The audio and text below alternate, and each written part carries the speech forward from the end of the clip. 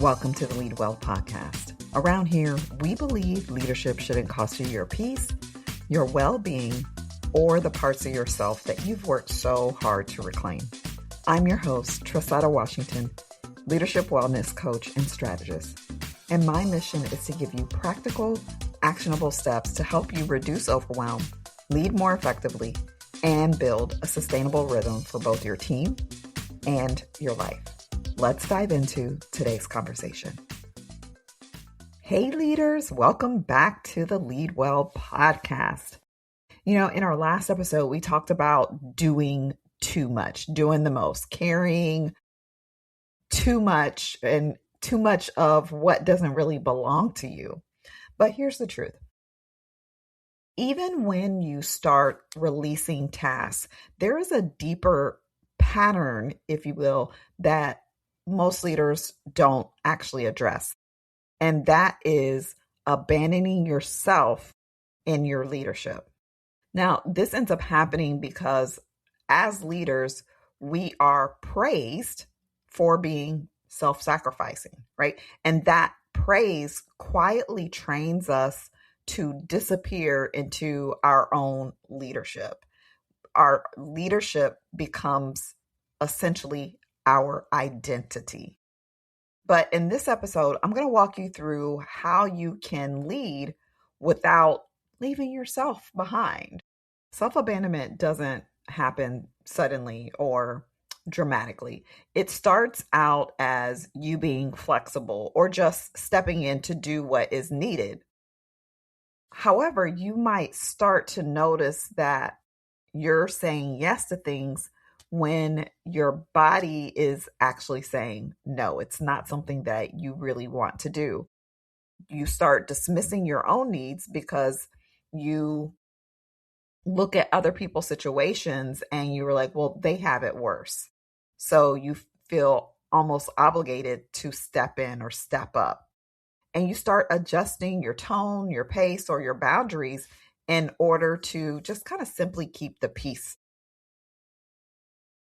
That shift in your physical body and your behavior starts to show up emotionally as resentment. You start feeling invisible in your role. And now you're leading from a place of obligation instead of being intentional. Now, I'm not talking about you having to be selfish, right? This is not about selfishness. What I'm talking about, what I'm referring to is about losing that connection with yourself while you are trying to lead well. As I mentioned a moment ago, we are taught to abandon ourselves, right? The culture of leadership rewards you for being available, even if that is at the expense of sustainability. You're praised for being self-sacrificing rather than, not that it's that people expect you not to trust yourself, but that self-sacrifice kind of trumps your own judgment, that trusting yourself to know that, hey, this is more than what I can handle right now, or this is pulling me away from who I truly am. And most of us learned really early on to be the strong one. In fact, it probably, for most leaders, it probably started long before you even got into leadership in the workplace. It probably started in your childhood. You took on responsibilities because of things happening within your household or even within your school. And so you developed this identity of being the strong one very early on. And that transfers into the workplace and how you show up as a leader. As a result, you probably also learned not to really need much or not to ask for much. As I sit here and record this, I'm reflecting on my own childhood as the eldest child, specifically the eldest daughter, and recognizing the difference between my brother and myself.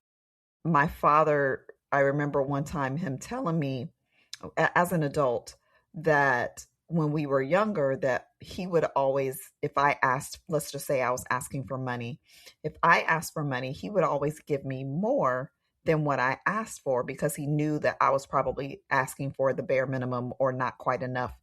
I wasn't really asking for what I truly needed. On the flip side, my brother, he would always give less because he knew my brother was inflating whatever it is that he needed. And so um, I'm recognizing as I'm talking about this myself, I'm recognizing my own patterns from my childhood in, being the strong one, being the one to step up, being the one who um, takes as little as possible and learns how to just push through difficult situations and seasons, even when I'm tired, even when I have my own needs that are not being met. And a lot of that translated into my leadership early on in my career. And so while the culture of leadership teaches this type of, or reinforces this type of leading, most of it began in our upbringing. It's been there, and it just was cultivated even further, or a demand was put on that part of us as a result of the leadership roles that we have. What we end up doing is making this quiet agreement, or this mental agreement that it's subconscious. Like, we don't consciously make this decision typically, but it's okay. I've got to take care of everyone else, and then later on I'll take care of me. But then later keeps getting postponed and oftentimes never even comes. And I want to just gently call your attention to the fact that you cannot lead others with clarity when you are disconnected from yourself. It is possible for you to lead without abandoning yourself. What leadership without self-abandonment means that you don't have to sacrifice your own needs. Your needs matter in leadership, not after it. They matter while you are leading. And this can show up as you listening to your own internal signals, your intuition, your gut, and then honoring your capacity. Not ignoring the fact that I'm stretched thin here, but I'm still going to say yes. No, you honor the fact that, hey, I don't have capacity for that. And you let your values drive your decisions rather than urgency. And this is a very important distinction. I'm not talking about having very rigid boundaries here. I'm really focused on that connection to self and being in tune, listening to what is happening in your body, listening what's happening in your mind, identifying what's happening in your emotions, so that you can move according to that rather than the pressure that others place on you. Leadership doesn't require you to just disappear, to leave yourself, to abandon yourself. What it requires is for you to be present, and be present fully. Now, I'm always going to share with you some practical strategies or tips, things that you can do in order to take the information, the knowledge that I'm sharing with you, and implement it, to make it actionable, because knowledge without implementation or action, it's ineffective, right? So I want you to take what we're talking about and apply it to your life, apply it to your leadership, so that you can lead differently, so that you can lead well, right? So the first shift that I want you to make is to start checking in with yourself before you get to the place where you're just kind of checking out. ask yourself the question, what do I need right now? What is it that I need right now? Now, I'm not necessarily saying that you're going to indulge that. What I'm wanting you to do is simply acknowledge it. Now, you may need to make the adjustment and indulge whatever that thing is that you need right now. But that's not what I'm talking about. It's the awareness, recognizing that it is there. After that, the next shift is to stop overriding your internal signals, your intuition, your emotions, what is happening physically in your body, right? So that fatigue, that frustration, that resistance, all of those things are data. It is data that if you take a look at it and see where it is directing you, rather than ignoring it, you can start to make decisions that actually respect your capacity or honor your capacity. And that's the third shift, right? You start making decisions that respect your capacity, because first you've acknowledged what's going on and you're not ignoring it.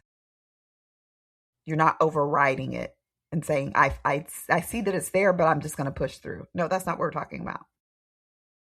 Your capacity is not fixed. The capacity you have today may be completely different tomorrow, depending upon life circumstances, depending upon what's going on. I had grand plans for what I wanted to do today. I, planned to get up early, which I did. I got up and went to prayer, but I'm tired. So once I came back, I had a very slow morning compared to what I really wanted to accomplish because I didn't sleep well last night. I think I only got like 3 hours of sleep. And I am one of those people. I need my sleep. I need my 8 hours. So this afternoon, I'm going to have to get me a nap because I've got some things that I've got to actually do. But anyway, this isn't about me. That third shift is making decisions that respect your capacity. And I want to say that when you consistently ignore your capacity, what ends up happening is your leadership eventually collapses. Heck, you might even collapse physically, right? So you want to make sure that the decisions that you make about your time, energy, and attention honor your capacity. And then the last shift is to redefine what it means for you to be committed. Commitment does not require you to abandon yourself or to erase yourself. You can still be committed to your leadership, committed to your role, committed to your mission without sacrificing yourself. Commitment, true commitment, requires sustainability and pushing through, powering forward. While those things may be necessary in particular seasons, they are not sustainable. Doing that consistently will cause you to break down. And it is a surefire way to find yourself in burnout. Now, I do get that choosing yourself or listening to what your body is telling you can feel unfamiliar. It might even feel a little risky to you. But I'm not asking you to do less. That's not what this is about. This isn't about doing less, especially not just for the sake of doing less. What I'm talking about is leading from a place of wholeness, being whole in your leadership, not fragmented, not fatigued, not worn down. and definitely not losing your individual identity to your leadership identity. Now, if anything that I've said today has resonated with you, it's probably because you're realizing that leadership doesn't have to require you to disappear. So many leaders have just taught themselves to push through, and keep going, even when it costs them their clarity, their energy, and that connection with their true and authentic self. But like I said, that kind of leadership isn't sustainable. That's why I created the Lead Well Academy. It's a free community for leaders who want to lead with intention, not from a place of urgency. They want to lead with clarity instead of having this constant pressure on them to perform. And they want to do all of that without abandoning themselves in the process. Now, inside of the academy, we slow things down just enough for you to be able to ask yourself better questions and reconnect with the things that actually matter. That will allow you to realign your leadership with who you are in this season, not who you've been,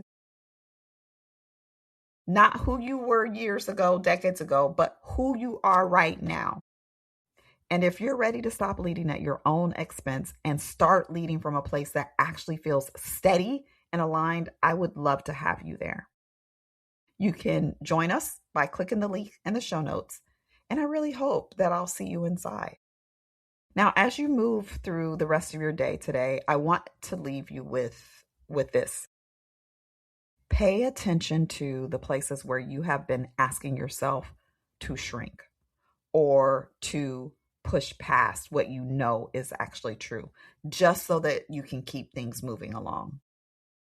Again, leadership does not require that you disappear or you abandon yourself. It doesn't require constant self-sacrifice.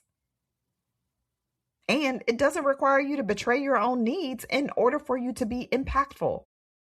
You are allowed to lead with yourself, not against yourself. And when you do that, leadership will start to feel much more steady, much more clear, and absolutely more sustainable. That's all I have for you today. Until next time, lead well so you can live well.